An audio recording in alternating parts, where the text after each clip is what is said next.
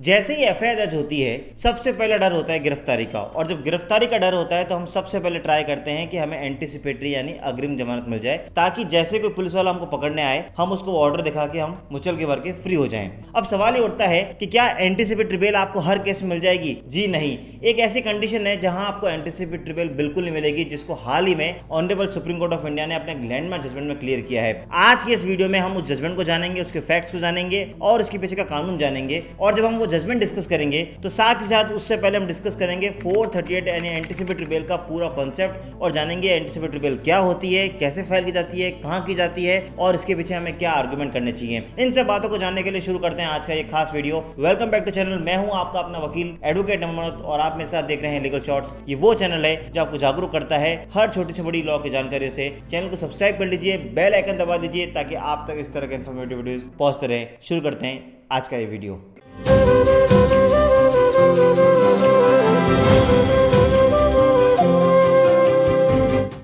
तो दोस्तों आज हम जान रहे हैं एंटीसिपेटरी बेल के बारे में। वैसे मैंने इस पर डिटेल्ड वीडियो बनाया था जिसके मैं नीचे लिंक दे रहा हूं, आप जाके वहां से भी इसका पूरा कॉन्सेप्ट जान सकते हैं। 438 एंटीसिपेटरी बेल का प्रोविजन का मतलब ये होता है कि जब आपको लगता है कि आपके खिलाफ कोई एफआईआर दर्ज हुई है और आपको पुलिस गिरफ्तार कर सकती है, या अगर एफआईआर दर्ज नहीं भी हुई हो और आपको लगता है कि पुलिस उस केस में भी आपको गिरफ्तार कर सकती है, तो आपको इमीडिएटली प्रभाव से 438 सीआरपीसी का सहारा लेना चाहिए, यानी आपको अपनी अग्रिम जमानत लगानी चाहिए। ये अग्रिम जमानत सबसे पहले लगती है आपके जिले के सेशन कोर्ट में, और अगर सेशन कोर्ट ऑर्डर फेवर में करती है तो वायलेंट कोर्ट, अगर नहीं करती है तो आपको फिर अप्रोच करना पड़ता है हाई कोर्ट में, वही 438 सीआरपीसी में। यहाँ पे एक बात क्लियर करना चाहूंगा कि मजिस्ट्रेट के पास ये बेल का प्रोविजन सुनने का अधिकार नहीं है, सीधा ये सेशन कोर्ट में लगती है। 438 की एप्लीकेशन यानी बेल एप्लीकेशन लगाने के लिए आपके पास एफआईआर की सर्टिफाइड कॉपी होनी चाहिए, वो आपको अपने संबंधित जो मजिस्ट्रेट होते हैं वहां से मिल जाती है। उस एफआईआर की कॉपी लगाकर बेल की एप्लीकेशन टाइप कराकर आप उसको अपने संबंधित जिले न्यायालय में फाइल कीजिए और अपने एंटीसिपेटरी बेल पे आर्गुमेंट कीजिए। देखिए, जब भी आप एंटीसिपेटरी बेल पे आर्गुमेंट करते हैं तो फर्स्ट डे जनरली जो भी ट्रायल कोर्ट्स होती हैं वो संबंधित पुलिस स्टेशन से उस केस डायरी मंगाती है, यानी उस केस में क्या क्या फैक्चुअल रिपोर्ट आई है, क्या एफआईआर के बाद इन्वेस्टिगेशन की है, उस सब के बारे में जानने के लिए वो केस डायरी मंगाती है। और जब केस डायरी आती है उसके बाद एंटीसिपेटरी बेल को देखा जाता है कि दिया जाना चाहिए या नहीं दिया जाना चाहिए। अगर ऑनरेबल कोर्ट को लगता है कि yes there is a case और ऐसा लगता है कि सिर्फ आपकी रेपुटेशन को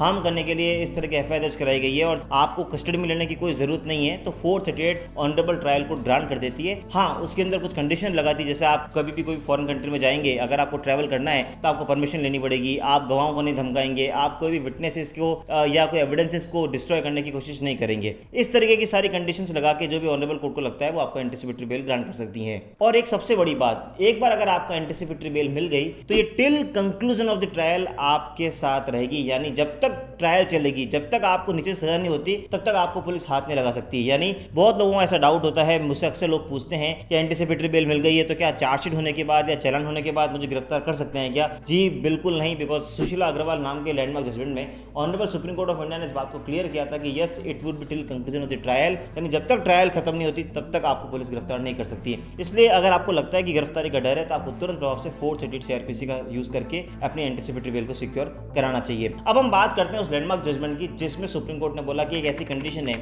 जहां पर किसी भी सूरत में 438 यानी एंटीसिपेटरी बेल नहीं मिलेगी। वो लैंडमार्क जजमेंट है Prem Shankar versus state of Bihar. इस केस में 406, 407, 468 एंड 506 आईपीसी के अंदर एक एफआईआर दर्ज हुई। बेसिकली ये प्रोविजन होते हैं जहां पे फॉर्जरी या फिर चीटिंग का एलिगेशन होता है। जब ये एफआईआर दर्ज हुई, पुलिस ने इन्वेस्टिगेशन शुरू की, तो जो उसके खिलाफ एफआईआर थी, जो आरोपी था, वो पुलिस की गिरफ्त में नहीं आ पा रहा था, उसके खिलाफ इन्वेस्टिगेशन कर नहीं पा रहे थे क्योंकि वो पुलिस को गिरफ्तार नहीं कर पा रही थी। अल्टीमेटली जब उसकी गिरफ्तारी नहीं हो पाई तो उन्होंने एक संबंधित मजिस्ट्रेट से रिक्वेस्ट किया कि सर इसके खिलाफ आप अरेस्ट वारंट इश्यू करें, हम तो इसको नहीं ढूंढ पा रहे हैं तो अरेस्ट वारंट से इसको लाया जाए। अरेस्ट वारंट भी तामील नहीं हो पाए उस पर। जब अरेस्ट वारंट भी तामील नहीं हुए तो पुलिस जो संबंधित ऑफिसर थे उन्होंने रिक्वेस्ट की मजिस्ट्रेट से कि सर आप 82 और 83 सीआरपीसी की कार्रवाई इस पर शुरू कर दें। अब 82 83 क्या होती है वो भी हम जान लेते हैं। सेक्शन 82 सीआरपीसी ये कहता है कि अगर किसी अक्यूज के खिलाफ, किसी आरोपी के खिलाफ अगर अरेस्ट वारंट तामील नहीं हो हो रहे हैं, वो इन्वेस्टिगेशन में सहयोग नहीं कर रहा और वो जानबूझकर पुलिस के सामने नहीं आ रहा है, तो उसके खिलाफ आप प्रोक्लेमेशन की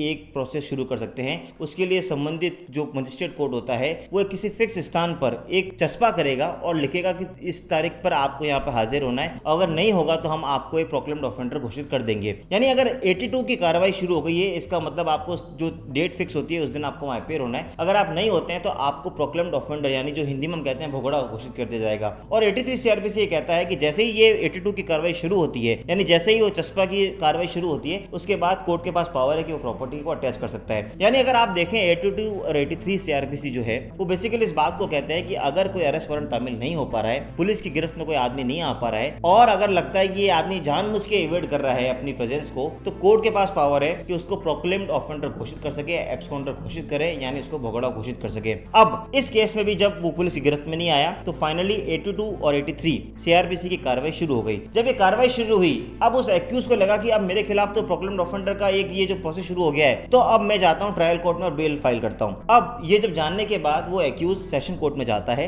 438 सीआरपीसी के अपने के एंटीसिपेटरी पे लगाता है। ट्रायल कोर्ट उसकी वो बेल एप्लीकेशन खारिज कर देती है। वो हाई कोर्ट में आता है। Honourable high court of Bihar में जब ये मैटर चलता है तो वो बोलता है कि सर मेरे खिलाफ 438 की जो एप्लीकेशन है उसको सुनी जाए, जो क्योंकि जो कार्रवाई है वो गलत है और मैं एब्सकॉन्डर नहीं हूं। Ultimately honourable high court of Bihar उसकी बेल को ग्रांट कर देता है। उस ऑर्डर के खिलाफ जो स्टेट ऑफ बिहार है वो आता है सुप्रीम कोर्ट। सुप्रीम कोर्ट में आने के बाद ये मैटर को पूरी इन्वेस्टिगेशन को देखा जाता है, उसकी आगे की ट्रायल कोर्ट के पूरे प्रोसेस को देखा जाता है। तब ऑनरेबल सुप्रीम कोर्ट अपने जजमेंट में ऑब्जर्व करता है कि एक बार अगर किसी एक्यूज के खिलाफ 82, 83 सीआरपीसी की कार्रवाई स्टार्ट हो गई है, यानी उसके खिलाफ प्रोक्लेम्ड ऑफेंडर की प्रोसेस चालू हो गई है और वो भगोड़ा घोषित हो भी चुका है या नहीं भी हुआ है लेकिन उसका प्रोसेस चालू हो गया है, तो उस कंडीशन में कोई भी कोर्ट किसी भी एक्यूज को 438 यानी एंटीसिपेटरी बेल ग्रांट नहीं कर सकता। Honourable supreme court of India ने इस जजमेंट को डिसाइड करते समय इससे पहले जो लैंडमार्क जजमेंट दिया था लवेश नाम का, उसमें भी इसी बात को दोहराया था और एक कहा था कि किसी भी सूरत में अगर आपके खिलाफ कोई